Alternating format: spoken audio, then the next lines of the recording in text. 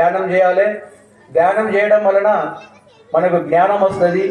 ఆ జ్ఞానం రావడం వలన మనం చేసిన కర్మలు కూడా పోతాయి. కాబట్టి ప్రతి ఒక్కరు ధ్యానం చేసుకునాలి.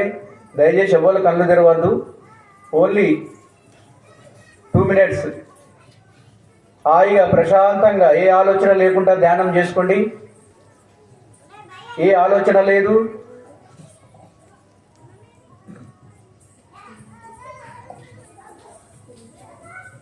హాయిగా ప్రశాంతంగా వచ్చేపోయే గాలినే గమనించండి. లోపలికి పోయేది బయటికి పోయేదాన్ని దాని మీద దృష్టి పెట్టండి. ఇది ఫైనల్.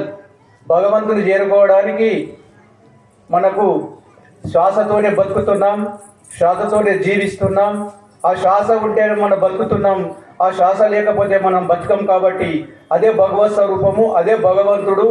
టోటల్గా అదే. ఇక శ్వాస ఎప్పుడైతే వెళ్ళిపోతుందో మనం శవం అయిపోతాం. కాబట్టి ఆ శ్వాసను పట్టుకున్న వాళ్ళు కంపల్సరీ మనం భగవంతుని చేరుకోవడానికి శ్వాసనే ముఖ్యము, ఆ గాలే ముఖ్యము. ఎవరైతే గాలి పట్టుకుంటారో కంపల్సరీ వాళ్ళకు అన్ని రకాల